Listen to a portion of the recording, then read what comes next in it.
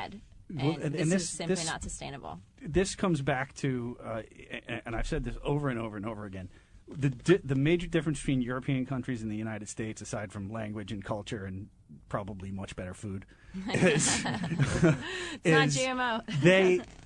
European governments tend to operate on the precautionary principle, okay, rather than the reactionary principle, which is what we do in the United States. Basically, we say, okay, you can bring that product to market, and until it absolutely 100% for sure kills somebody, you can sell that product or make somebody sick.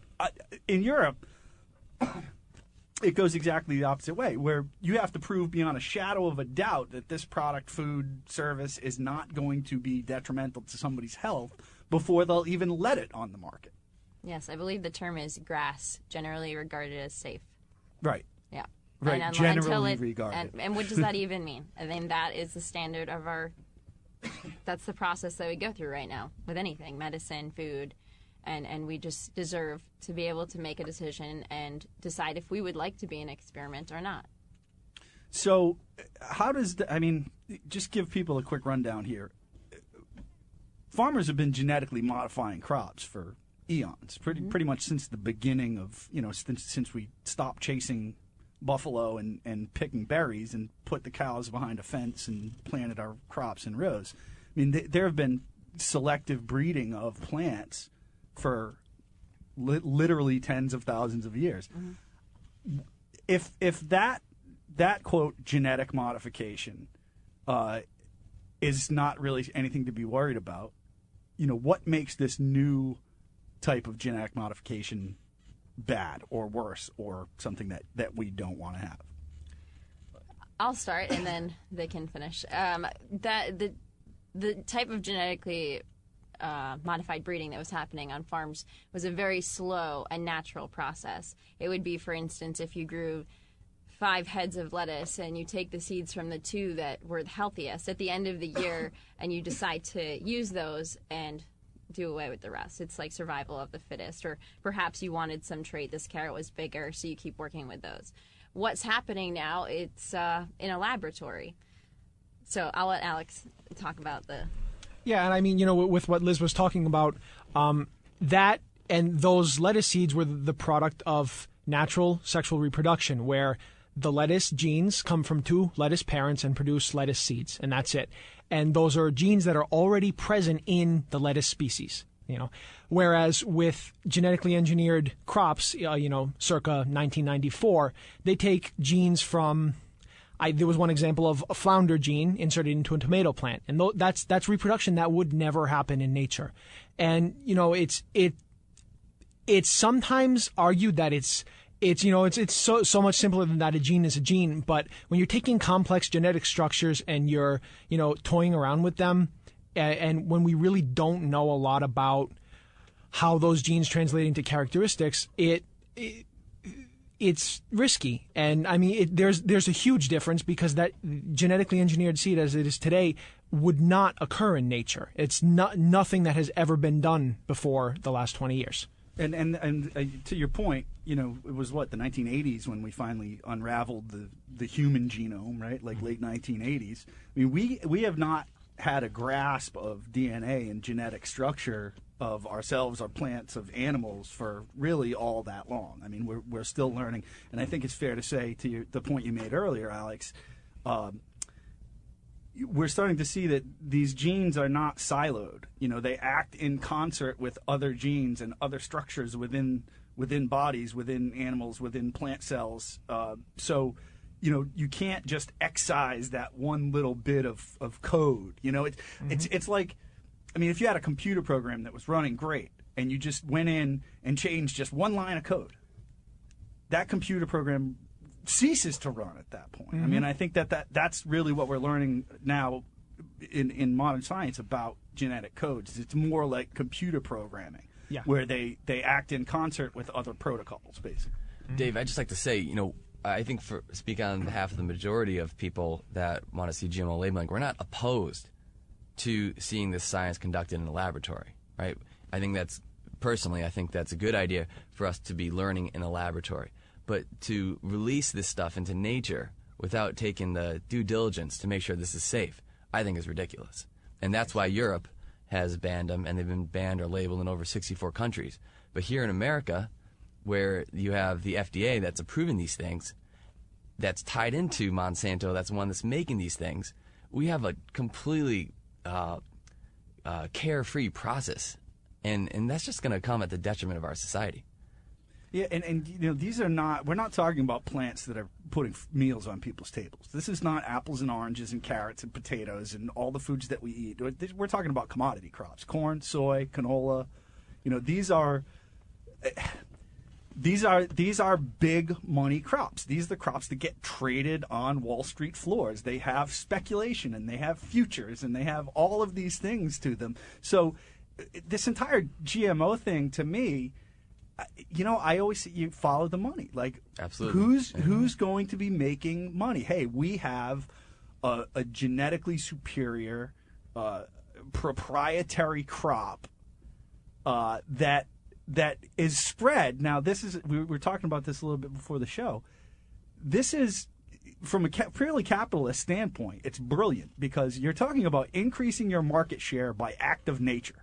Because that bee that's pollinating your corn or soybean or canola flowers doesn't know where your farm's fence is. It doesn't know where the U.S.-Canadian border is. It doesn't know where that state border is between you and your neighbor's farm.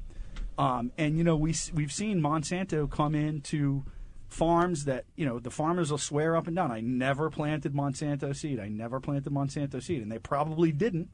But there is Monsanto's genetic marker showing up in plants on their soil. And Monsanto's turning around and suing these farmers. Mm-hmm.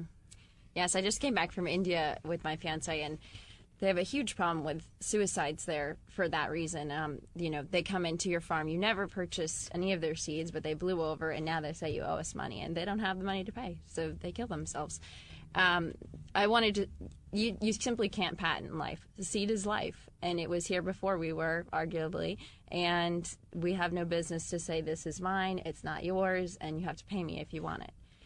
The other thing I wanted to mention is that there are 3 types of genetically modified organisms. There's the inherent, so it would mean that a seed actually has glyphosate or herbicides inside of it. BT corn would be one example of that, so that when the pest goes to eat the corn, it actually dies because it's consuming the pesticide. Mm-hmm. It's in small amounts, but we are consuming that as well when we eat the corn. It doesn't come off. Then there are the ones that are Roundup resistant, Roundup ready. When they're sprayed, soybeans, this is often the case, the plant lives and all of the weeds around it die. Not only the weeds, but the microbes in the soil, the things that are responsible for our healthy gut flora. And then there are the trait enhancers, which I don't know much about the science of that, but it would be, for instance, if you wanted to have a really orange carrot, you would say, we're going to try and enhance these traits in it and shut off some of the other ones. So there are 3 different types, and I think you can formulate your own opinions on what they do to our health, but the bottom line is that we should know. The politicization of the FDA has really transcended, I'll call it, political parties. I mean, in both cases, both parties equally egregiously guilty of doing that. How much has that hamstrung the individual groups like yourselves in trying to address this politically? It's very difficult. I mean, it's the medical community, everyone in America seems to look to the FDA like the experts, but it's really not. I mean, you're looking at a corrupted process. And Wall Street's the one who's deciding what goes on the shelves. It's not the FDA. It's just they're just puppets. I mean, you see it. You see, I think the number 2 at the FDA was a former Monsanto exec. Mm-hmm. Like, that's incredible. Mm-hmm. That's absolutely incredible. How can you have an ethical process when you have the mixing of money and medical decisions and approvals? It's ridiculous. And so the American public, you know, majority, you know, we live in Providence on the east side, in a pretty well-educated area, and not that many people are aware of this corruption in this process. It's just very alarming to me. What do you say to folks, and I hear this a lot, and during the promotion of the show it came up from, particularly from the well, I'll call it the small government conservatives as opposed to libertarians, particularly Republicans, that the free market should allow folks to produce food and not government is being intrusive by forcing them to label it. How do you respond to that? Well, I think we're talking about a different process, a different type of food. We're talking about a new food. We don't even know what this food is right now. And so I would say anything that is not genetically modified, we're completely hands-off. Right. The traditional process, we're completely suggesting a completely hands-off process. We're talking about foods that have been genetically modified. First of all, let's label them so I, as an individual, have the right to choose if I want to eat that or not. Because if I go out to the store right now, there are products on the shelves that are genetically modified, and I don't know if they're genetically modified. Do you see, probably everyone at this table at one time or another in high school or college read The Jungle by Upton Sinclair. Am I overstating it, as I feel personally, that we're starting to approach the same level of food crisis because of the underpinnings of this chemical re-engineering of our food supply because of that? There is a significant depletion, pollution of our soils in our country. We